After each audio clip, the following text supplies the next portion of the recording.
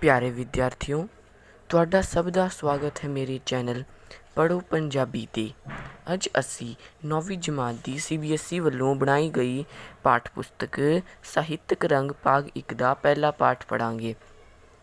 ਇਹ ਪਾਠ ਸੰਤੋਖ ਸਿੰਘ ਤੀਰ ਜੀ ਦੁਆਰਾ ਲਿਖੀ ਹੋਈ ਇੱਕ ਕਹਾਣੀ ਹੈ ਅਤੇ ਇਸ ਦਾ ਸਿਰਲੇਖ ਹੈ ਇੱਕ ਸਧਾਰਨ ਆਦਮੀ।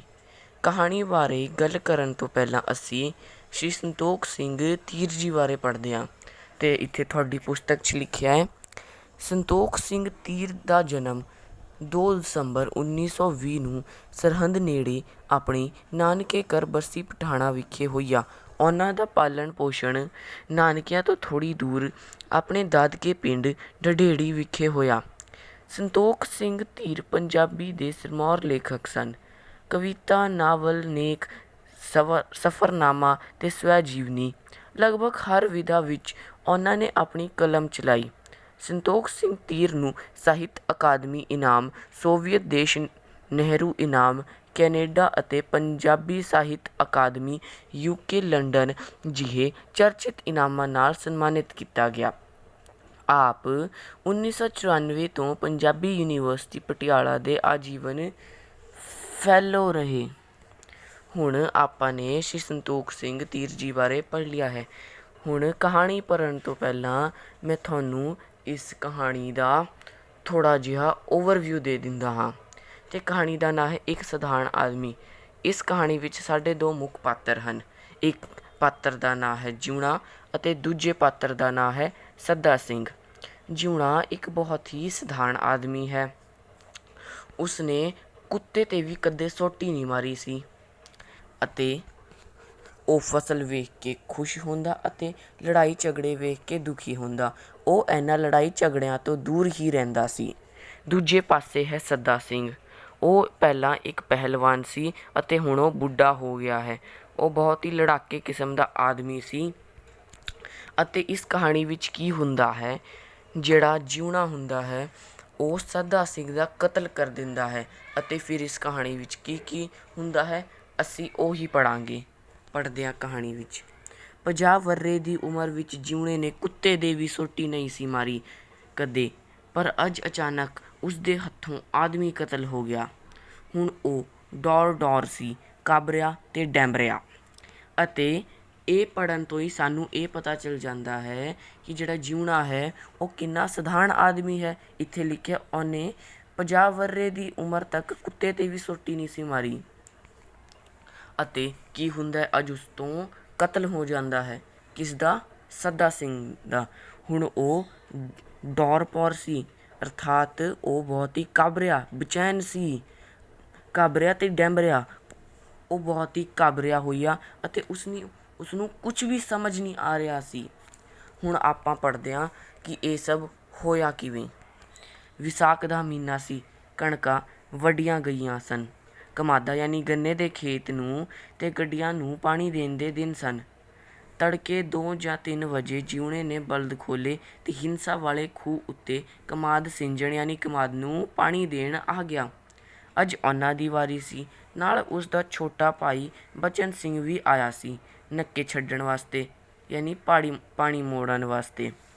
ਹੁਣ ਇੱਥੇ ਇੱਕ ਸ਼ਬਦ ਆਇਆ ਹੈ, ਹਿੰਸਾ ਵਾਲਾ ਖੂਹ। ਇਹ ਹਿੰਸਾ ਵਾਲਾ ਖੂਹ ਕੁਝ ਇਸ ਪ੍ਰਕਾਰ ਦਾ ਖੂਹ ਹੁੰਦਾ ਹੈ ਜਿਵੇਂ ਕਿ ਤੁਸੀਂ ਇਸ ਚਿੱਤਰ ਵਿੱਚ ਦੇਖ ਰਹੇ ਹੋ। ਅਤੇ ਇਸ ਵਿੱਚ ਕੀ ਹੁੰਦਾ ਹੈ, ਬਲਦ ਜੋੜਦੇ ਹਨ ਅਤੇ ਉਹ ਬਲਦ ਘੁੰਮਦੇ ਹਨ, ਜਿਸ ਤੋਂ ਇਹ ਪਹੀਆ ਘੁੰਮਦਾ ਹੈ ਅਤੇ ਇਸ ਤੋਂ ਪਾਣੀ ਬਾਹਰ ਆਉਂਦਾ ਹੈ। ਇਸ ਤਰ੍ਹਾਂ ਇਹ ਹਿੰਸਾ ਵਾਲਾ ਖੂਹ ਕੰਮ ਕਰਦਾ ਹੈ। ਅੱਗੇ ਪੜ੍ਹਦੇ ਹਾਂ। ਖੂਹ ਨਿਆਈ ਵਿੱਚ ਸੀ, ਪਿੰਡ ਦੀ ਫਿਰਨੀ ਨਾਲ ਹੀ। ਖੂਹ ਤੋਂ ਥੋੜ੍ਹੀ ਦੂਰ ਹੀ ਕੋਈ 100 ਕੁ ਗਜ ਦੇ ਫਰਕ ਨਾਲ ਅਕਾਲੀਆਂ ਦਾ ਘਰ ਸੀ ਅਤੇ ਸੱਦਾ ਸਿੰਘ ਅਕਾਲੀ, ਜੋ ਖੂਹ ਦਾ ਹਿੱਸੇਦਾਰ ਸੀ ਅਤੇ ਮੰਨਿਆ ਹੋਇਆ ਅੜਬ ਯਾਨੀ ਜਿੱਦੀ ਵੀ, ਆਪਣੇ ਘਰ ਦੇ ਵਿਹੜੇ ਵਿੱਚ ਡੰਗਰਾਂ ਲਾਗੇ ਪਿਆ ਸੀ।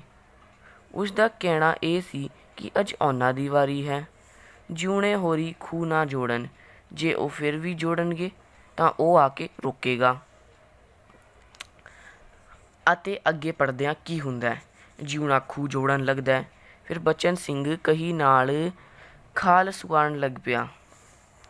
ਥੋੜ੍ਹਾ ਥੋੜ੍ਹਾ ਦੋਹਾਂ ਨੂੰ ਹੀ ਸੱਦਾ ਸਿੰਘ ਦਾ ਸ਼ੱਕ ਸੀ ਕਿ ਉਹ ਰੋਕਣ ਆਵੇਗਾ, ਪਰ ਉਹ ਦੋਵੇਂ ਚੁੱਪ ਸਨ। ਟਿੱਕੀ ਸੁੰਨੀ ਰਾਤ ਸੀ। ਸੱਦਾ ਸਿੰਘ ਦਾ ਕੰਨ ਵੀ ਸਮਝੋ ਖੂਹ ਵੱਲ ਲੱਗਾ ਹੋਇਆ ਸੀ।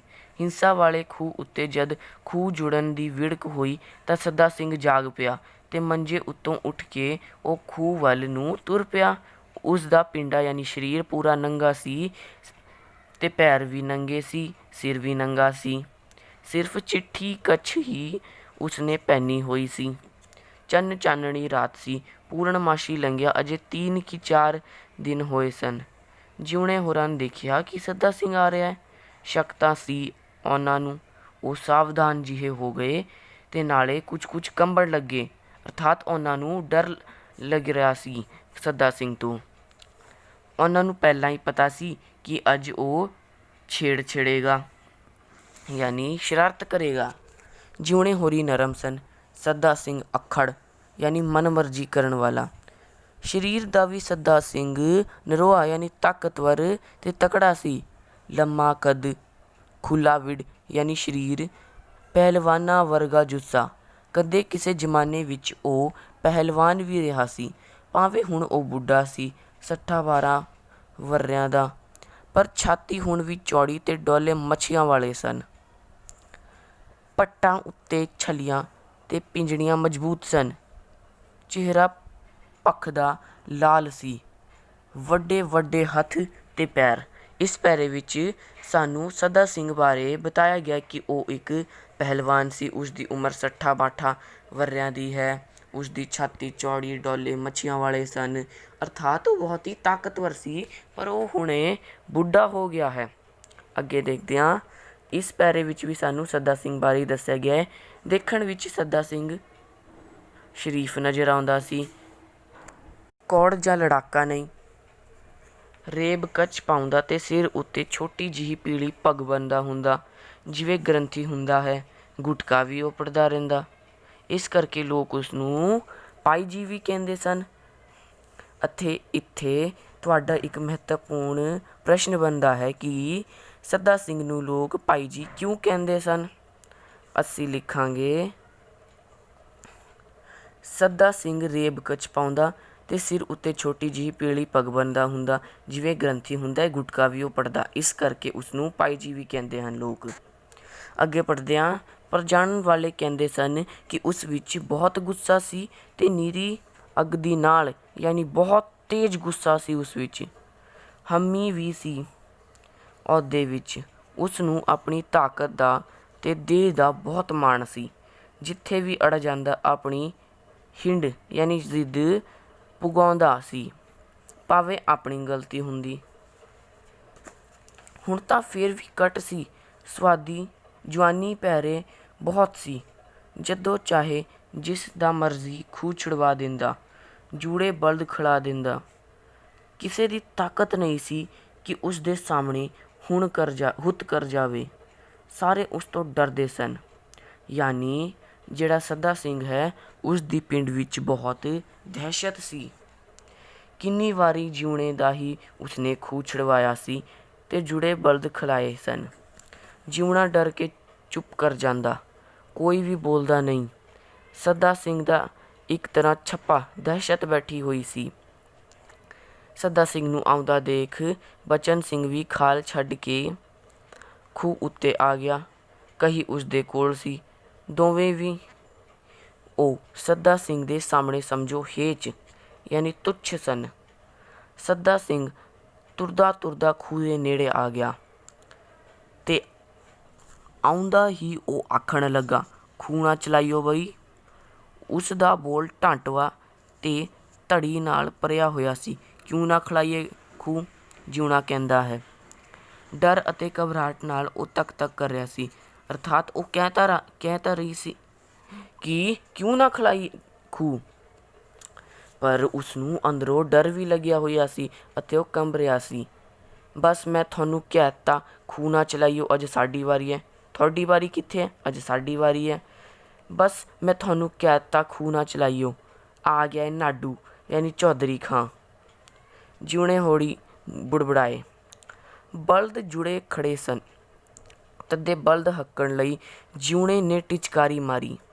ਸੱਦਾ ਸਿੰਘ ਉਸੇ ਸਮੇਂ ਬਲਦਾਂ ਅੱਗੇ ਆ ਗਿਆ ਤੇ ਛਾਤੀ ਤਾਣ ਖਲੋ ਗਿਆ। ਚਲਾਓ, ਕਿਵੇਂ ਚਲਾਉਣੇ ਖੂਹ। ਉਸ ਨੇ ਰਾਹ ਰੋਕ ਲਿਆ।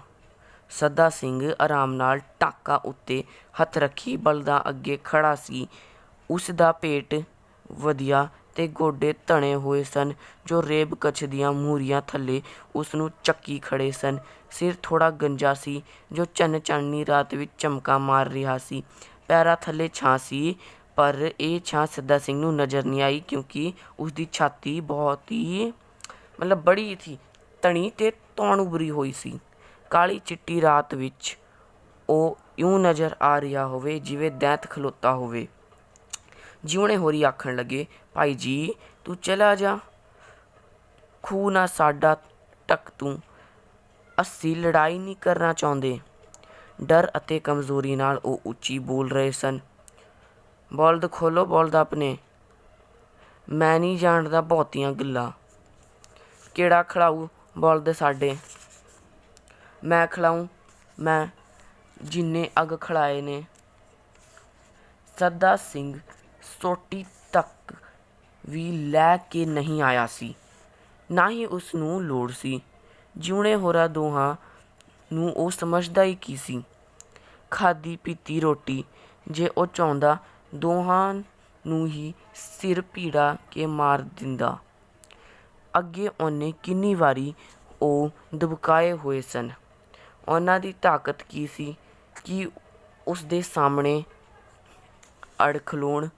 ਉਸ ਨੂੰ ਆਪਣੀ ਤਾਕਤ ਉੱਤੇ ਪੂਰਾ ਭਰੋਸਾ ਸੀ ਅਤੇ ਇਸ ਪੈਰੇ ਵਿੱਚ ਸਾਨੂੰ ਪਤਾ ਚੱਲਦਾ ਹੈ ਕਿ ਜਿਹੜਾ ਸੱਦਾ ਸਿੰਘ ਹੈ ਉਹ ਜਿਉਣਾ ਅਤੇ ਉਸਦੇ ਭਰਾ ਬਚਨ ਸਿੰਘ ਨੂੰ ਬਹੁਤ ਹੀ ਤੁੱਛ ਮੰਨਦਾ ਸੀ। ਉਹ ਕੁਝ ਨਹੀਂ ਸਮਝਦਾ ਸੀ ਆਪਣੇ ਅੱਗੇ ਉਹਨਾਂ ਨੂੰ। ਜਿਉਣੇ ਹੋਰੀ ਸੱਦਾ ਸਿੰਘ ਦੇ ਦੁਖੀ ਕੀਤੇ ਪਏ ਸਨ। ਰੋਜ਼ ਤੰਗ ਕਰਦਾ ਤੇ ਤੁਰਦਾ ਕੰਮ ਖਿਲਾ ਦਿੰਦਾ। ਰੱਬ ਹੀ ਬਣਿਆ ਹੋਇਆ ਸੀ। ਸੱਦਾ ਸਿੰਘ ਨੇ ਹੈਂਕੜ ਨਾਲ ਬੋਲ ਹੀ ਮੂੰਹੋਂ ਕੱਢਿਆ ਸੀ ਕਿ ਲੱਖ ਸਾਊਆਂ ਦਾ ਸਾਊ ਜਿਉਣਾ ਅੱਗ ਬਬੂਲਾ ਹੋ ਗਿਆ ਤੇ ਡਰ ਕੇ ਅੰਨੀ ਸ਼ਕਤੀ ਨਾਲ ਕਾਲਾ ਘੈਣ ਬਣ ਗਿਆ। ਉਸ ਨੇ ਕਹੀ ਚੱਕੀ ਤੇ ਬਿਜਲੀ ਵਰਗੀ ਤਾਕਤ ਨਾਲ ਸੱਦਾ ਸਿੰਘ ਦੇ ਸਿਰ ਵਿੱਚ ਮਾਰੀ ਅਤੇ ਕਿਉਂਕਿ ਸੱਦਾ ਸਿੰਘ ਉਹਨੂੰ ਬਹੁਤ ਪਰੇਸ਼ਾਨ ਕਰਦਾ ਸੀ ਤਾਂ ਉਸ ਦਿਨ ਜਿਉਣਾ ਅੱਗ ਬਬੂਲਾ ਹੋ ਗਿਆ, ਅਰਥਾਤ ਬਹੁਤ ਗੁੱਸਾ ਆ ਗਿਆ। ਉਹਨੇ ਪੂਰੀ ਸ਼ਕਤੀ ਨਾਲ ਸੱਦਾ ਸਿੰਘ ਦੇ ਸਿਰ 'ਤੇ ਕਹੀ ਮਾਰ ਦਿੱਤੀ। ਖੂਹ ਛੁਡਾਓ ਸਾਡਾ ਇਹ ਬਲਦ, ਖੋਲ੍ਹੋ ਬਲਦ। ਉਹ ਦੰਦ ਕਚੀਰ ਰਿਹਾ ਸੀ ਤੇ ਲੱਖਾਂ ਕਰੋੜਾਂ ਸੱਪਾਂ ਜਿੰਨੀ ਜ਼ਹਿਰ ਨਾਲ ਭਰ ਗਿਆ ਸੀ। ਹੁਣ ਉਹ ਇੱਕ ਚੰਡਾਲ ਸੀ। ਉਸ ਦੀਆਂ ਅੱਖਾਂ ਲਟਾਲਟ ਕਾਲੀ ਅੱਗ ਬਣ ਗਈਆਂ ਸਨ। ਕਹੀ ਵੱਜਣ ਸਾਰ ਹੀ ਸੱਦਾ ਸਿੰਘ ਘਮੇਟਣੀ ਖਾ ਕੇ ਚੱਕਰ ਖਾ ਕੇ ਧਰਤੀ ਉੱਤੇ ਡਿੱਗ ਪਿਆ। ਪਾਣੀ ਵੀ ਉਸ ਮੰਗਿਆ ਨਹੀਂ। ਉਸ ਦਾ ਸਿਰ ਖਰਬੂਜੇ ਵਾਂਗੂ ਟਾਕ ਹੋ ਗਿਆ। ਕਹੀ ਐਕਣ ਵੱਜੀ ਸੀ ਜਿਵੇਂ ਕਿ ਉਹ ਸਿਰ ਵਿੱਚ ਨਹੀਂ ਮਿੱਟੀ ਦੇ ਭਾਂਡੇ ਵਿੱਚ ਵੱਜੀ ਹੋਵੇ।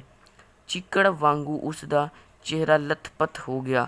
ਲਹੂ ਦੀਆਂ ਤਤੀਰੀਆਂ ਉਸ ਦੀ ਚਿੱਟੀ ਕੱਛ ਤੱਕ ਪਹੁੰਚ ਗਈਆਂ। ਇੱਕ ਪਲ ਲਈ ਜਿਉਣੇ ਨੂੰ ਅੰਤਾਂ ਦੀ ਤਸੱਲੀ ਹੋਈ। ਉਸ ਦਾ ਮਨ ਖੁਸ਼ ਸੀ, ਪਰ ਅਗਲੇ ਪਲ ਹੀ ਇਹ ਤਸੱਲੀ ਛਾਈ ਮਾਈ ਹੋਣ ਲੱਗੀ, ਗਾਇਬ ਹੋਣ ਲੱਗੀ। ਉਸ ਦਾ ਮਨ ਖੁਸ਼ ਸੀ, ਪਰ ਅਗਲੇ ਹੀ ਪਲ ਤਸੱਲੀ ਛਾਈ ਮਾਈ ਗਾਇਬ ਹੋਣ ਲੱਗੀ। ਉਸ ਨੂੰ ਆਸ ਹੀ ਨਹੀਂ ਸੀ ਕਿ ਉਸ ਤੋਂ ਇਹ ਹੋ ਜਾਵੇਗਾ। ਉਸ ਨੇ ਕਹੀ ਸੱਦਾ ਸਿੰਘ ਨੂੰ ਮਾਰਨ ਲਈ ਨਹੀਂ ਮਾਰੀ ਸੀ, ਸਹਿਜ ਸੁਭਾ ਹੀ ਮਾਰੀ ਸੀ। ਉਸ ਨੇ ਕਹੀ ਸੱਦਾ ਸਿੰਘ ਨੂੰ ਮਾਰਨ ਲਈ ਨਹੀਂ ਮਾਰੀ ਸੀ, ਸਹਿਜ ਸੁਭਾ ਹੀ ਮਾਰੀ ਸੀ, ਅਰਥਾਤ ਉਹ ਨਹੀਂ ਚਾਹੁੰਦਾ ਸੀ ਕਿ ਸੱਦਾ ਸਿੰਘ ਮਰੇ। ਉਸ ਨੇ ਤਾਂ ਸਹਿਜ ਸੁਭਾ ਹੀ ਮਾਰ ਦਿੱਤੀ, ਥੌਲ ਵਾਂਗ ਜਾਂ ਟੱਫੇ ਵਾਂਗ। ਪਰ ਉਹ ਏਕੜ ਵੱਜੀ ਕਿ ਸੱਦਾ ਸਿੰਘ ਮਰ ਗਿਆ ਤੇ ਧਰਤੀ ਉੱਤੇ ਡਿੱਗ ਪਿਆ। ਹੁਣ ਉਹ ਮਾਰਿਆ ਪਿਆ ਸੀ, ਉਸ ਦੇ ਹੱਥੋਂ ਕਤਲ ਹੋਇਆ। ਜਿਉਣਾ ਇੱਕ ਸਿੱਧਾ ਸਾਦਾ ਅਤੇ ਸਧਾਰਨ ਜੱਟ ਸੀ। ਹੇਰ ਫੇਰ ਜਾਂ ਲਗਾਊ ਉਸ ਨੂੰ ਨਹੀਂ ਆਉਂਦੇ ਸਨ। ਮੀਂਹ ਦੀ ਸੁੱਚੀ ਕਣੀ ਵਾਂਗ ਜਿਹੜਾ ਅਜੇ ਅੰਬਰ ਦੇ ਵਿਚਕਾਰ ਹੀ ਖੜੀ ਹੁੰਦੀ ਹੈ। ਉਸ ਦਾ ਦਿਲ ਪਵਿੱਤਰ ਸੀ। ਉਸ ਨੂੰ ਇਹੋ ਪਤਾ ਸੀ ਕਿ ਅੰਨ ਪੈਦਾ ਕਰਨ ਲਈ ਹਲ ਕਿਵੇਂ ਵਾਹਣਾ ਜਾਂ ਗੋਡੀ ਕਿਵੇਂ ਕਰਨੀ। ਫਸਲ ਉੱਗੀ ਦੇਖ ਕੇ ਉਹ ਖੁਸ਼ ਹੋਣ ਵਾਲਾ ਤੇ ਝੱਗੜ ਝਾਂਜਾ ਵੇਖ ਕੇ ਉਹ ਦੁਖੀ ਹੋਣ ਵਾਲਾ ਸੀ। ਜੇ ਕੋਈ ਦੁੱਖ ਜਾਂ ਸੁੱਖ ਹੁੰਦਾ ਤਾਂ ਵਾਹਿਗੁਰੂ ਨੂੰ ਯਾਦ ਕਰਦਾ। ਝਗੜੇ ਅਤੇ ਲੜਾਈ ਫਸਾਦ ਉਸ ਨੂੰ ਬੁਰੇ ਲੱਗਦੇ ਸਨ। ਜਿੱਥੋਂ ਤੱਕ ਹੁੰਦਾ ਉਹ ਇਹਨਾਂ ਗੱਲਾਂ ਤੋਂ ਦੂਰ ਰਹਿੰਦਾ, ਕਿਉਂਕਿ ਉਸ ਨੂੰ ਪਤਾ ਸੀ ਕਿ ਝਗੜਾ ਬੁਰਾ ਹੁੰਦਾ ਹੈ, ਲੜਾਈ ਦਾ ਮੂੰਹ ਕਾਲਾ ਹੈ। ਜਿੱਥੇ ਲੜਾਈ ਹੁੰਦੀ ਹੈ ਘੜੇ ਪਾਣੀ ਨਹੀਂ ਲੱਗਦਾ, ਘੜੇ ਪਾਣੀ ਨਹੀਂ ਰਹਿੰਦਾ, ਯਾਨੀ ਕੁਛ ਨਹੀਂ ਬਚਦਾ। ਅਤੇ ਇਹ ਦੋ ਪੈਰਿਆਂ ਵਿੱਚ ਸਾਨੂੰ ਸੱਦਾ ਸਿੰਘ ਦੇ ਸੁਭਾਅ ਬਾਰੇ ਜਾਣਕਾਰੀ ਮਿਲੀ ਹੈ ਕਿ ਉਹ ਕਿਸ ਤਰ੍ਹਾਂ ਦਾ ਆਦਮੀ ਸੀ। ਅਤੇ ਇਹ ਵੀ ਤੁਹਾਡਾ ਇੱਕ ਇੰਪੋਰਟੈਂਟ ਕੁਐਸਚਨ ਹੈ ਕਿ ਸੱਦਾ ਸਿੰਘ ਕਿਹੋ ਜਿਹਾ ਆਦਮੀ ਸੀ। ਤੁਸੀਂ ਇਹ ਲਿਖ ਸਕਦੇ ਹੋ ਪੇਪਰ 'ਚ। ਜੇ ਬੜੇ ਨੰਬਰ 2-3 ਨੰਬਰਾਂ ਦਾ ਆਇਆ ਪ੍ਰਸ਼ਨ ਤਾਂ ਤੁਸੀਂ ਉੱਥੇ ਲਿਖ ਸਕਦੇ ਹੋ। ਅੱਗੇ ਪੜ੍ਹਦੇ ਹਾਂ। ਜਿੱਥੇ ਜਿਉਣਾ ਲੜਾਈ ਤੋਂ ਜਾਂ ਹੋਰ ਗੱਲਾਂ ਤੋਂ ਡਰਦਾ ਸੀ, ਉੱਥੇ ਉਸਨੂੰ ਪੁਲਿਸ ਤੋਂ ਵੀ ਬਹੁਤ ਡਰ ਲੱਗਦਾ ਸੀ। ਉਸਨੇ ਸੁਣਿਆ ਹੋਇਆ ਸੀ ਕਿ ਪੁਲਿਸ ਬੁਰੀ ਹੁੰਦੀ ਹੈ। ਸੱਚੇ ਅਤੇ ਝੂਠੇ ਨੂੰ ਵੀ ਪੁਲਿਸ ਨਹੀਂ ਦੇਖਦੀ। ਪੁਲਿਸ ਲਈ ਸੱਚਾ ਅਤੇ ਝੂਠਾ ਇੱਕ ਬਰਾਬਰ ਹੈ। ਫਿਰ ਉਸਨੂੰ ਪਤਾ ਸੀ ਪੁਲਿਸ ਜਦੋਂ ਕੁੱਟਦੀ ਹੈ ਤਾਂ ਮੱਕੀ ਵਾਂਗੂ ਕੁੱਟਦੀ ਹੈ। ਮਾਰ ਮਾਰ ਕੇ ਆਦਮੀ ਦੇ ਹੱਡ ਭੰਨੇ ਜਾਂਦੇ ਤੇ ਫੂਸ ਉਡਾਏ ਜਾਂਦੇ ਹਨ। ਮੰਜੇ ਹੇਠਾਂ ਹੱਥ ਦੇ ਕੇ ਉੱਤੇ ਬੰਦੇ ਬੈਠਦੇ ਤੇ ਉਸ ਨੂੰ ਦੁੱਖ ਦਿੰਦੇ ਹਨ। ਕਦੇ ਮੰਜਾ ਲਾਉਂਦੇ ਤੇ ਕਦੇ ਉਸ ਦੇ ਕੇਸ ਬੰਨ੍ਹ ਕੇ ਛੱਤ ਨਾਲ ਟੰਗ ਦਿੰਦੇ ਹਨ। ਪੈਰਾਂ ਦੀਆਂ ਤਲੀਆਂ ਵਿੱਚ ਬੈਂਤ ਮਾਰੇ ਜਾਂਦੇ ਤੇ ਨਹੁੰਆਂ ਵਿੱਚ ਸੂਈਆਂ ਜਾਂ ਪਿੰਨ ਚੋਬੇ ਜਾਂਦੇ ਹਨ। ਬੱਕਰਾ ਵੀ ਕਸਾਈ ਕੋਲ ਇੰਨਾ ਦੁਖੀ ਨਹੀਂ ਹੁੰਦਾ ਜਿੰਨਾ ਪੁਲਿਸ ਕੋਲ। ਅੱਗੇ ਪੜ੍ਹਦੇ ਹਾਂ। ਖੂਹ ਤੋਂ ਥੋੜ੍ਹੀ ਦੂਰ ਹੀ ਇੱਕ ਕਣਕ ਦਾ ਖਲਵਾੜਾ ਸੀ। ਜਿਉਣਾ ਉੱਥੋਂ ਦੌੜਿਆ ਤੇ ਕਣਕ ਦੇ ਖਲਵਾੜੇ ਵਿੱਚ ਭਾਰਾ ਉੱਲੇ ਲੁਕ ਗਿਆ। ਇੱਥੇ ਉਹ ਮਹਿਫੂਜ਼ ਸੀ, ਕੋਈ ਨਹੀਂ ਸੀ ਦੇਖਦਾ। ਪਰ ਜਿਉਣਾ ਅਗਲੇ ਪਲ ਹੀ ਥਲ ਪਥਲ ਹੋ ਗਿਆ। ਉਸਨੂੰ ਚੈਨ ਨਹੀਂ ਸੀ। ਉਸਨੂੰ ਆਪਣੇ ਚਾਰ ਚੁਫੇਰੇ ਪੁਲਿਸ ਹੀ ਪੁਲਿਸ ਦਿਸਣ ਲੱਗੀ। ਪੁਲਿਸ ਜਦੋਂ ਆਉਂਦੀ ਹੈ ਤਾਂ ਪੱਤਾ ਪੱਤਾ ਛਾਂਟਦੀ ਤੇ ਖੂੰਜਾ ਖੂੰਜਾ ਠੋਕਦੀ। ਪੱਤਾ ਪੱਤਾ ਛੰਡਣਾ ਦਾ ਅਰਥ ਹੈ ਹਰ ਜਗ੍ਹਾ ਲੱਭਣਾ ਅਤੇ ਖੂੰਜਾ ਖੂੰਜਾ ਦਾ ਅਰਥ ਹੈ ਹਰ ਥਾਂ। ਬੰਦਾ ਭਾਵੇਂ ਕਿਤੇ ਹੋਵੇ ਪੁਲਿਸ ਭਾਲ ਲੈਂਦੀ ਹੈ। ਜਿਉਣਾ ਉੱਥੋਂ ਉੱਠਿਆ ਤੇ ਫਿਰ ਬਾਹਰ ਆ ਗਿਆ। ਖਲਵਾੜੇ ਵਿੱਚ ਲੁਕਿਆ ਉਹ ਇਹ ਸਭ ਨੂੰ ਨਜ਼ਰ ਆਉਂਦਾ ਸੀ। ਉੱਥੋਂ ਥੋੜ੍ਹੀ ਦੂਰ ਹੀ ਸ਼ਹੀਦਾਂ ਵਾਲਾ ਖੂਹ ਸੀ। ਜਿਉਣਾ ਉੱਥੋਂ ਤੁਰਿਆ ਤੇ ਵੱਡਾਂ ਵਿੱਚੋਂ ਯਾਨੀ ਕੱਟੀ ਹੋਈ ਫਸਲ ਵਾਲੇ ਖੇਤ ਵਿੱਚੋਂ ਦੌੜਾ ਸ਼ਹੀਦਾਂ ਵਾਲੇ ਆ ਗਿਆ। ਸ਼ਹੀਦਾਂ ਵਾਲੇ ਖੂਹ ਉੱਤੇ ਇੱਕ ਝੁੱਗੀ ਬਣੀ ਹੋਈ ਸੀ। ਝੁੱਗੀ ਕਾਫੀ ਡੂੰਘੀ ਸੀ। ਆਮ ਕਰਕੇ ਝੁੱਗੀ ਵਿੱਚ ਪਾਣੀ ਜਮ੍ਹਾਂ ਰਹਿੰਦਾ ਸੀ, ਪਰ ਅੱਜ ਉਹ ਖਾਲੀ ਸੀ। ਥੋੜ੍ਹਾ ਬਹੁਤ ਚਿੱਕੜ ਜਾਂ ਇੱਟਾਂ ਵੱਟੇ ਹੋਣਗੇ। ਜਿਉਣਾ ਇੰਨਾ ਘਾਬਰਿਆ ਤੇ ਇੰਨਾ ਡਰਿਆ ਹੋਇਆ ਸੀ ਕਿ ਆਪਣਾ ਆਪ ਲੁਕਾਉਣ ਲਈ ਉਹ ਝੁੱਗੀ ਵਿੱਚ ਹੀ ਬਹਿ ਗਿਆ ਤੇ ਝੁੱਗੀ ਵਿੱਚ ਹੀ ਪੂਰੀ ਤਰ੍ਹਾਂ ਮਹਿਫੂਜ਼ ਸਮਝਣ ਲੱਗ ਪਿਆ। ਹਾਲਾਂਕਿ ਇਹ ਗਲਤ ਸੀ। ਝੁੱਗੀ ਵਿੱਚ ਬੈਠਾ ਬੰਦਾ ਸਾਫ਼ ਨਜ਼ਰ ਆਉਂਦਾ ਸੀ। ਆਦਮੀ ਦੇ ਨਹਾਉਣ ਲਈ ਇਹ ਝੁੱਗੀ ਬਣੀ ਹੋਈ ਸੀ। ਬਹੁਤ ਡੂੰਘੀ ਨਹੀਂ ਸੀ, ਪਰ ਜਿਉਣਾ ਝੁੱਗੀ ਵਿੱਚ ਹੀ ਥਲ ਪਥਲ ਯਾਨੀ ਬਦਹਵਾਸ ਹੋਣ ਲੱਗਾ। ਇਹ ਵੀ ਠੀਕ ਨਹੀਂ ਸੀ। ਇੱਥੇ ਵੀ ਉਹ ਲੁਕਿਆ ਹੋਇਆ ਜਾਂ ਮਹਿਫੂਜ਼ ਨਹੀਂ ਸੀ। ਸਭ ਨੂੰ ਨਜ਼ਰ ਆਉਂਦਾ ਸੀ। ਖੂਹ ਦੇ ਬਿਰਛ ਬੂਟੇ ਉਸ ਨੂੰ ਰਹਿ ਕੇ ਘੂਰ ਰਹੇ ਸਨ ਤੇ ਉਸ ਨੂੰ ਘਿਰਣਾ ਕਰਦੇ ਸਨ। ਖੂਹ ਵੀ ਭਾਵੇਂ ਚੁੱਪ ਸੀ, ਪਰ ਸਾਰੀ ਗੱਲ ਤੋਂ ਵਾਕਿਫ ਸੀ। ਟਿੰਡਾ ਵੀ ਤੇ ਪਾੜਛਾਂ ਵੀ ਸਾਰੀ ਗੱਲ ਤੋਂ ਜਾਣੂ ਸਨ। ਚੁੱਪ ਚੁਪੀਤੀ ਟਿੱਕੀ ਰਾਤ ਵਿੱਚ ਸਾਰੀ ਗੱਲ ਦੀ ਭੇਤਣ ਸੀ। ਅੰਬਰ ਉੱਤੇ ਤਾਰੇ ਵੀ ਜੋ ਟਸ ਟਸ ਕਰ ਰਹੇ ਸਨ, ਸਾਰਾ ਕੁਛ ਹੀ ਜਾਣਦੇ ਤੇ ਸਗੋਂ ਮੁਸਕਰਾਉਂਦੇ ਸਨ। ਚੰਨ ਨੂੰ ਸਾਰਾ ਪਤਾ ਸੀ। ਅਤੇ ਇਹਨਾਂ ਪੈਰਿਆਂ ਵਿੱਚ ਲੇਖਕ ਸਾਨੂੰ ਦੱਸਦਾ ਹੈ ਕਿ ਜਦੋਂ ਜਿਉਣੇ ਨੇ ਸੱਦਾ ਸਿੰਘ ਦਾ ਕਤਲ ਕਰ ਦਿੱਤਾ ਤਾਂ ਉਹ ਕਿੱਥੇ ਕਿੱਥੇ ਲੁਕਿਆ। ਅਤੇ ਇਹ ਵੀ ਇੱਕ ਇੰਪੋਰਟੈਂਟ ਕੁਐਸਚਨ ਹੈ, ਇਹ ਤੁਹਾਡੇ ਪੇਪਰ 'ਚ ਆ ਸਕਦਾ ਹੈ ਕਿ ਸੱਦਾ ਸਿੰਘ ਦਾ ਕਤਲ ਕਰਨ ਬਾਅਦ ਜਿਉਣਾ ਕਿੱਥੇ ਕਿੱਥੇ ਲੁਕਿਆ। ਅੱਗੇ ਪੜ੍ਹਦੇ ਹਾਂ। ਆਖਿਰ ਜਿਉਣਾ ਝੁੱਗੀ ਵਿੱਚ ਵੀ ਸ਼ਾਂਤ ਹੋ ਕੇ ਬਹਿ ਨਾ ਸਕਿਆ। ਝੱਟ ਹੀ ਬਾਹਰ ਆ ਗਿਆ। ਹੁਣ ਜਿਉਣਾ ਕਿੱਥੇ ਜਾਵੇ ਉਸਨੂੰ ਪਤਾ ਨਹੀਂ ਸੀ। ਜਿੰਨਾ ਚਿਰ ਰਾਤ ਸੀ ਜਿਉਣਾ ਸਮਝ ਰਿਹਾ ਸੀ ਹਰ ਕੋਈ ਉਸਨੂੰ ਦੇਖਦਾ ਤੇ ਉਸਦਾ ਪਿੱਛਾ ਕਰਦਾ। ਜਦੋਂ ਸਵੇਰ ਹੋਈ ਤੇ ਭੱਬਾ ਪਾਰ ਉੱਚਾ ਹੋ ਕੇ ਸੂਰਜ ਉਸ ਵੱਲ ਦੇਖਣ ਲੱਗਾ, ਜਿਉਣਾ ਸੋਚਣ ਲੱਗਾ ਕਿ ਹੁਣ ਉਹ ਲੁਕਿਆ ਹੋਇਆ ਹੈ। ਦੁਨੀਆ ਵਿੱਚ ਕੋਈ ਵੀ ਹੁਣ ਉਸਨੂੰ ਨਹੀਂ ਦੇਖਦਾ। ਜਿਉਣਾ ਘਰ ਆਇਆ ਤੇ ਆ ਕੇ ਏਕਣ ਬਹਿ ਗਿਆ, ਜਿਵੇਂ ਫਸਲ ਸਿੰਜ ਕੇ ਜਾਂ ਗੋਡੀ ਕਰਕੇ ਆਇਆ ਹੋਵੇ। ਸਿੰਜਣਾ ਦਾ ਅਰਥ ਹੁੰਦਾ ਹੈ ਫਸਲਾਂ ਨੂੰ ਪਾਣੀ ਦੇਣਾ।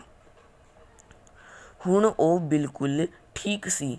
ਉਸਦੇ ਅੰਦਰ ਪੂਰੀ ਚੈਨ ਨਜ਼ਰ ਆ ਰਹੀ ਸੀ, ਪਰ ਇਹ ਚੈਨ ਅਸਲ ਵਿੱਚ ਬੇਚੈਨੀਆਂ ਦੀ ਸਿਖਰ ਸੀ। ਉਸਦੇ ਮਨ ਦੀਆਂ ਤਹਿਆਂ ਵਿੱਚ ਤੂਫਾਨ ਆਇਆ ਹੋਇਆ ਸੀ। ਸਿਰਫ ਸੱਤ ਚੁੱਪ ਸੀ।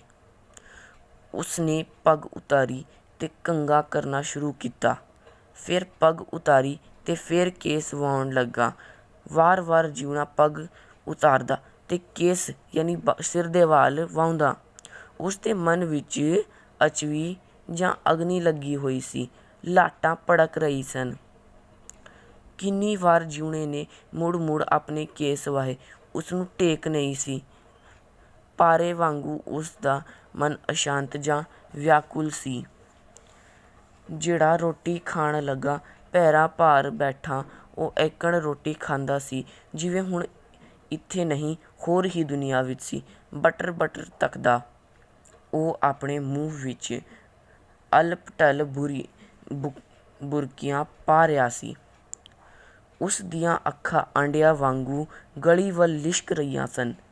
ਜਿਉਣੇ ਅੰਦਰ ਸੱਚ ਤੇ ਝੂਠ ਘੋਰ ਯੁੱਧ ਕਰ ਰਹੇ ਸਨ। ਸੱਚ ਉਸਨੂੰ ਆਪਣੇ ਵੱਲ ਤੇ ਝੂਠ ਉਸਨੂੰ ਆਪਣੇ ਵੱਲ ਖਿੱਚਦਾ। ਜਿਉਣਾ ਦੁਵਿਧਾ ਵਿੱਚ ਸੀ। ਸਗੋਂ ਉਸਨੇ ਸੱਚ ਤੋਂ ਆਪਣਾ ਮੂੰਹ ਭੁਆਲਿਆ ਹੋਇਆ ਸੀ। ਸੱਚ ਬੇਸ਼ੱਕ ਚੰਗਾ ਤੇ ਓੜਕ ਜਿੱਤਣ ਵਾਲਾ ਸੀ, ਪਰ ਉਸਨੂੰ ਝੂਠ ਚੰਗਾ ਤੇ ਲਾਹੇਵੰਦਾ ਦਿਸਦਾ, ਯਾਨੀ ਫਾਇਦੇ ਵਾਲਾ ਦਿਸਦਾ। ਕਿੰਨੇ ਲੋਕੀ ਝੂਠ ਬੋਲ ਕੇ ਸਾਫ਼ ਬਰੀ ਹੋ ਜਾਂਦੇ ਹਨ। ਸੱਚ ਮਾਰੇ ਜਾਂਦੇ ਤੇ ਝੂਠੇ ਛੱਡੇ ਜਾਂਦੇ ਹਨ। ਉਸਨੂੰ ਸਾਫ਼ ਪਤਾ ਸੀ ਕਿ ਉਸਨੇ ਕਤਲ ਕੀਤਾ ਹੈ। ਉਸਦਾ ਦਿਲ ਕਹਿੰਦਾ ਸੀ ਕਿ ਉਸਨੇ ਕਤਲ ਕੀਤਾ ਹੈ, ਪਰ ਉਹ ਇਸ ਸੱਚਾਈ ਕੋਲੋਂ ਦੂਰ ਨੱਸਣਾ ਚਾਹੁੰਦਾ ਤੇ ਝੂਠਾ ਹੁੰਦਾ ਹੋਇਆ ਵੀ ਉਹ ਸੱਚਾ ਹੋਣਾ ਚਾਹੁੰਦਾ ਸੀ। ਉਸਨੂੰ ਝੂਠਾ ਚੰਗਣ ਤੇ ਸੱਚ ਬੁਰਾ ਲੱਗਣ ਲੱਗਿਆ। ਸੱਚ ਉਸ ਵੱਲ ਮੂੰਹ ਅੱਡ ਕੇ ਝੱਫਣ ਨੂੰ ਆ ਰਿਹਾ ਸੀ। ਝੂਠ ਸ਼ਰਨ ਦਿੰਦਾ ਸੀ। ਜਿਉਣਾ ਆਪਣੀ ਕਿਵੇਂ ਨਾ ਕਿਵੇਂ ਜਾਨ ਬਚਾਉਣੀ ਚਾਹੁੰਦਾ ਸੀ, ਪਰ ਦੁਖਾਂਤ ਇਹ ਸੀ ਕਿ ਜਿਉਣਾ ਚੰਗਾ ਬੰਦਾ ਸੀ। ਝੂਠ ਨਾਲ ਉਹ ਬਹੁਤਾ ਚਿਰ ਗੁਜ਼ਾਰਾ ਨਹੀਂ ਕਰ ਸਕਦਾ ਸੀ। ਸੂਲੇ ਉੱਤੇ ਟੰਗਿਆ ਵੀ ਉਹ ਇੰਨਾ ਦੁੱਖ ਮਹਿਸੂਸ ਨਾ ਕਰਦਾ ਜਿੰਨਾ ਉਸਨੂੰ ਹੁਣ ਸੀ। ਉਸਦਾ ਦਿਲ ਫੋੜੇ ਵਾਂਗੂ ਟਸ-ਟਸ ਕਰ ਰਿਹਾ ਸੀ। ਆਖਰ ਫੋੜਾ ਫੁੱਟਿਆ ਤੇ ਉਸਨੂੰ ਕੁਝ ਆਰਾਮ ਆਇਆ। ਟੀਸੀ ਉੱਤੇ ਪਹੁੰਚ ਕੇ ਜਦ ਪੀੜਾਂ ਸਿਖਰਾਂ ਛੂਹਣ ਲੱਗੀਆਂ, ਜਿਉਣੇ ਦਾ ਮੂੰਹ ਭੰਵਿਆ ਯਾਨੀ ਮੁੜਿਆ ਤੇ ਸੱਚ ਦੇ ਪਾਸੇ ਹੋ ਗਿਆ। ਜਿਉਣਾ ਬੁੜਬੁੜਾਉਣ ਲੱਗਾ, ਮੈਂ ਮਾਰਿਆ, ਮੁਕਰਦਾ ਨਹੀਂ, ਮੈਂ ਮਾਰਿਆ। ਵਾਰ-ਵਾਰ ਉਹ ਆਪ ਮੁਹਾਰੇ ਇਹੋ ਆਖਦਾ ਜਾਂਦਾ ਸੀ। ਉਸਦੇ ਦਿਲ ਨੂੰ ਹਲਕੀ ਠੰਡ ਮਹਿਸੂਸ ਹੋ ਰਹੀ ਸੀ, ਕਿਉਂਕਿ ਉਸਨੇ ਅਬ ਆਪਣਾ ਝੂਠ ਦੱਸ ਦਿਆ ਹੈ। ਆਖਰ ਪੁਲਿਸ ਆਈ ਤੇ ਉਸਨੂੰ ਫੜ ਕੇ ਲੈ ਗਈ। ਹੱਥਕੜੀਆਂ ਵਿੱਚ ਵੱਛਾ। ਜਦ ਪੁਲਿਸ ਅੱਗੇ ਤੁਰਦਾ ਜਿਉਣਾ ਥਾਣੇ ਵੱਲ ਜਾ ਰਿਹਾ ਸੀ, ਤਦ ਵੀ ਇਹ ਕਹਿ ਰਿਹਾ ਸੀ, ਮੈਂ ਮਾਰਿਆ, ਮੁਕਰਦਾ ਨਹੀਂ, ਮੈਂ ਮਾਰਿਆ।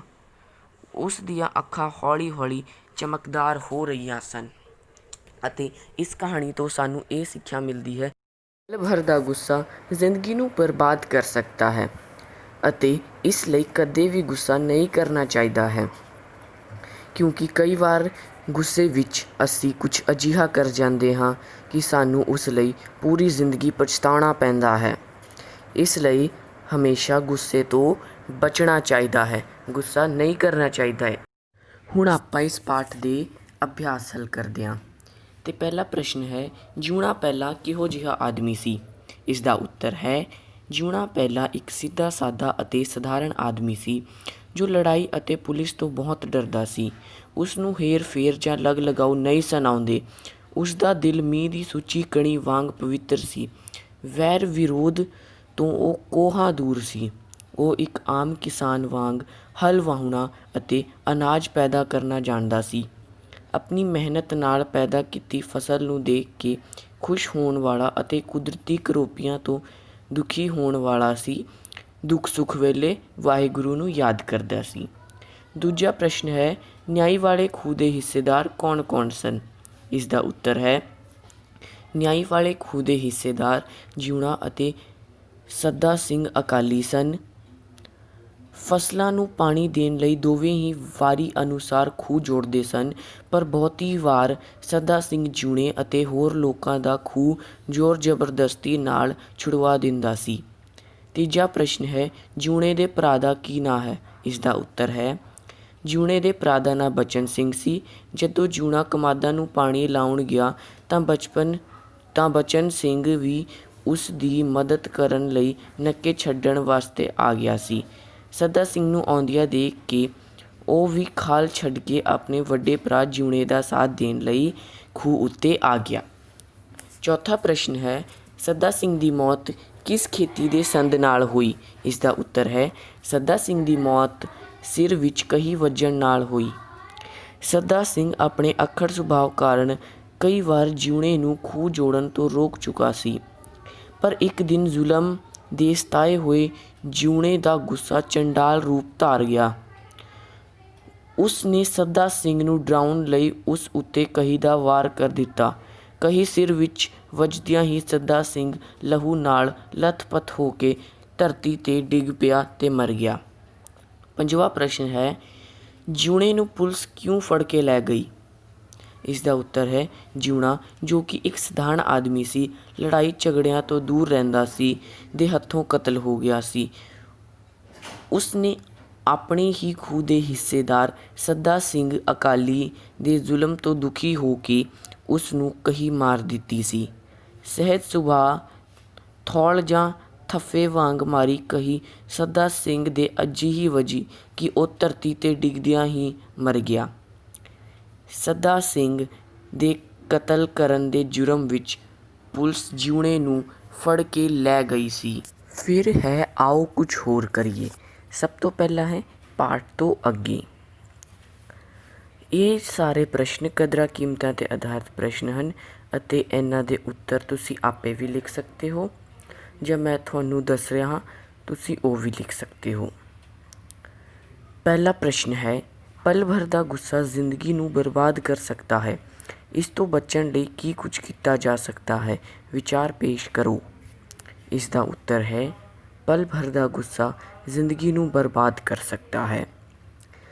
ਇੱਕ ਸਧਾਰਨ ਆਦਮੀ ਕਹਾਣੀ ਦੇ ਆਧਾਰ 'ਤੇ ਇਹ ਕਥਨ ਬਿਲਕੁਲ ਸਹੀ ਹੈ। ਜਿਊਣਾ ਇੱਕ ਸਿੱਧਾ ਸਾਦਾ ਸਧਾਰਨ ਆਦਮੀ ਹੈ ਜਿਸ ਨੇ ਕਦੇ ਕਿਸੇ ਕੁੱਤੇ ਨੂੰ ਸੋਟੀ ਤੱਕ ਨਹੀਂ ਸੀ ਮਾਰੀ। ਗੁੱਸੇ ਵਿੱਚ ਆ ਕੇ ਉਸ ਦੇ ਹੱਥੋਂ ਕਤਲ ਹੋ ਜਾਂਦਾ ਹੈ। ਇਸ ਕਤਲ ਦਾ ਕਾਰਨ ਉਸ ਦੀ ਸੱਦਾ ਸਿੰਘ ਪ੍ਰਤੀ ਨਫ਼ਰਤ ਤੇ ਬਦਲੇ ਦੀ ਭਾਵਨਾ ਸੀ। ਬਦਲੇ ਦੀ ਭਾਵਨਾ ਮਨੁੱਖ ਨੂੰ ਚੰਡਾਲ ਬਣਾ ਦਿੰਦੀ ਹੈ। ਇਨਸਾਨ ਦੀ ਸੋਚਣ ਸਮਝਣ ਦੀ ਸ਼ਕਤੀ ਖਤਮ ਹੋ ਜਾਂਦੀ ਹੈ ਤੇ ਉਹ ਗਲਤ ਕਦਮ ਚੁੱਕ ਲੈਂਦਾ ਹੈ। ਕਿਹਾ ਜਾਂਦਾ ਹੈ ਕਿ ਇਸ ਤੋਂ ਪਹਿਲਾਂ ਕਿ ਗੁੱਸਾ ਤੁਹਾਡੇ ਉੱਤੇ ਕਾਬੂ ਪਾਵੇ, ਤੁਹਾਨੂੰ ਗੁੱਸੇ 'ਤੇ ਕਾਬੂ ਪਾ ਲੈਣਾ ਚਾਹੀਦਾ ਹੈ। ਗੁੱਸੇ ਤੋਂ ਬਚਣ ਲਈ ਸਾਹਮਣੇ ਵਾਲੀ ਧਿਰ ਨੂੰ ਨਿਮਰਤਾ ਅਤੇ ਹਲੀਮੀ ਨਾਲ ਸੁਣਨਾ ਚਾਹੀਦਾ ਹੈ। ਕੋਈ ਵੀ ਅਜਿਹੀ ਚੁੱਭੀ ਗੱਲ ਨਹੀਂ ਕਰਨੀ ਚਾਹੀਦੀ ਜਿਸ ਨਾਲ ਝਗੜਾ ਹੋਰ ਵਧੇ। ਗੁੱਸਾ ਡਰ ਤੇ ਚਿੰਤਾ ਤੋਂ ਪ੍ਰਗਟ ਹੁੰਦਾ ਹੈ। ਇਸ ਲਈ ਦੋਹਾਂ ਨੂੰ ਦੂਰ ਰੱਖਣ ਲਈ ਹੌਸਲੇ ਤੇ ਤਰਕ ਸ਼ਕਤੀ ਤੋਂ ਕੰਮ ਲੈਣਾ ਚਾਹੀਦਾ ਹੈ। ਤਰਕ ਸ਼ਕਤੀ ਗੁੱਸੇ ਤੋਂ ਪੈਦਾ ਹੋਣ ਵਾਲੇ ਨਤੀਜਿਆਂ ਤੋਂ ਸੁਚੇਤ ਕਰਦੀ ਹੈ। ਸਵੈ ਨਿਯੰਤਰਣ ਵੀ ਗੁੱਸੇ 'ਤੇ ਕਾਬੂ ਪਾਉਣ ਵਿੱਚ ਸਹਾਈ ਹੁੰਦਾ ਹੈ। ਗੁੱਸਾ ਆਉਣ 'ਤੇ ਲੰਬੇ ਸਾਹ ਲੈ ਕੇ ਛੱਡਣੇ ਚਾਹੀਦੇ ਹਨ।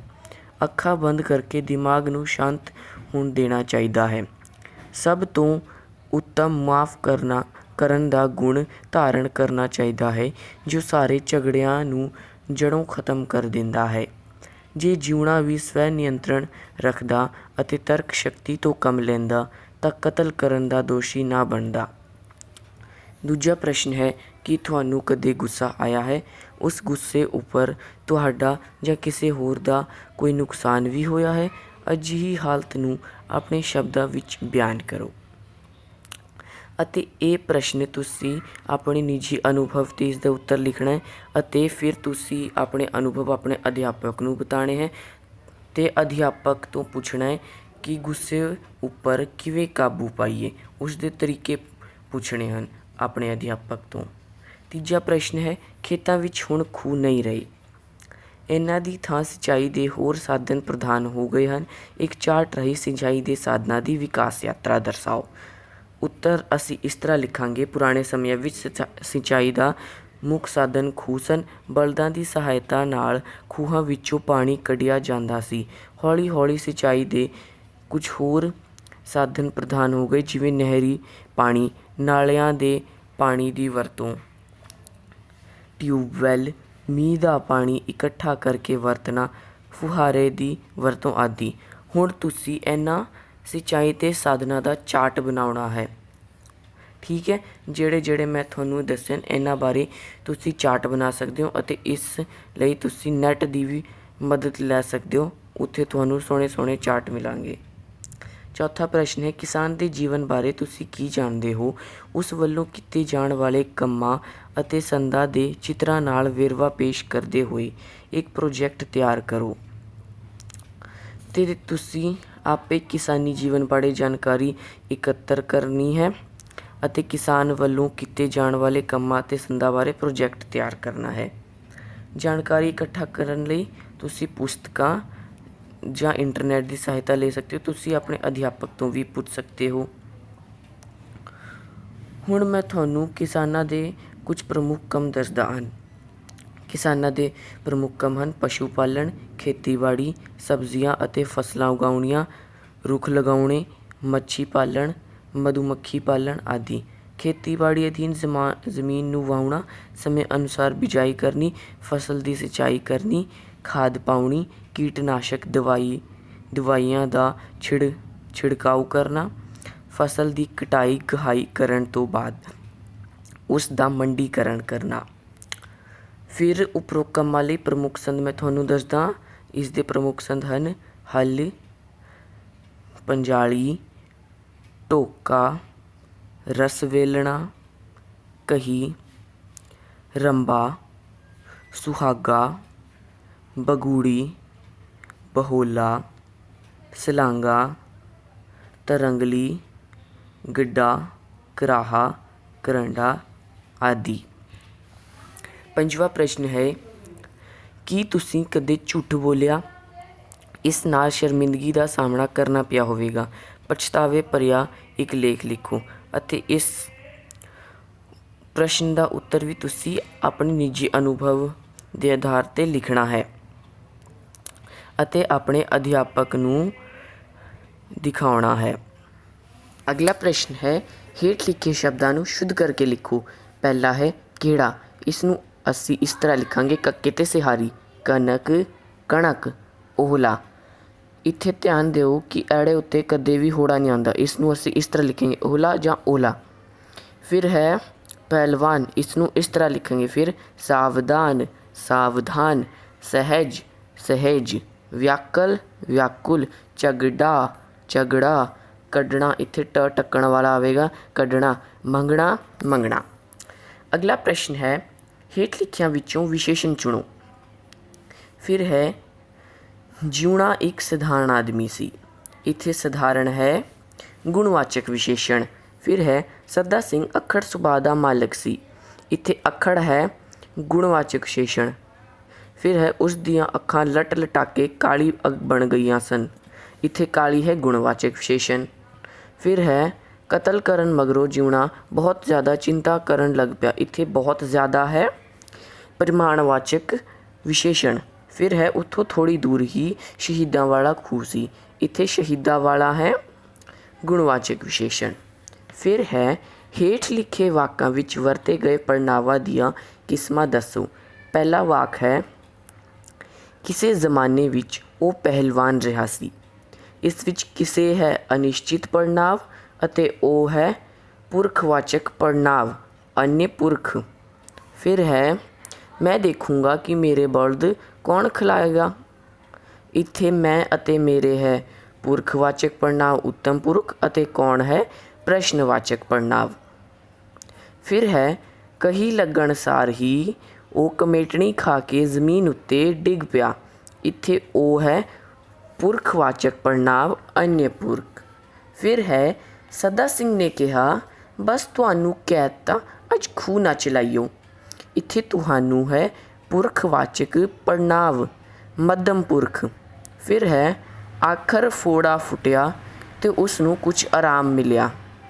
इत्थे उस है पुरखवाचक पड़नाव अन्य पुरख अते कुछ है अनिश्चित पड़नाव। अगला प्रश्न है कारक चुनो। पहला है जीवना खूह चलाउंदा है। इस वाक विच जीवना करता कारक है। फिर है जीवने ने सदा सिंह नू कही नाल मारिया। इत्थे जीवना है करता कारक, सदा सिंह कर्म कारक अते कही करन कारक। फिर है जीवना पुलिस तो बचण लई लुक गया। इत्थे जीवना है करता कारक, पुलिस है अपादान कारक, बचण है संप्रदान कारक। फिर है सदा सिंह ने कहा अज मेरी वारी है। इत्थे सदा सिंह करता कारक है अते मेरी संबंध कारक। फिर है जीवना लुकण लई झुग्गी विच बैठ गया। इत्थे जीवना है करता कारक, लुकण है संप्रदान कारक अते झुग्गी है अधिकरण कारक। फिर है हेठ लिखे मुहावरियां दे अर्थ दस के वाक बनाओ। पहला है अग दी नाल। इसका अर्थ हुंदा है बहुत गुस्से वाला। असी वाक लिखांगे सदा सिंह देखण विच शरीफ पर अंदरों नीरी अग दी नाल सी। इसका वाक तुसी आपे भी बना सकते हो। फिर है लथ पथ हो जाना। इसका अर्थ हुंदा है लिबड़ जाना।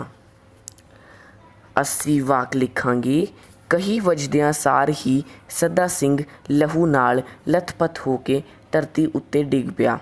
फिर है अग बगूला होना।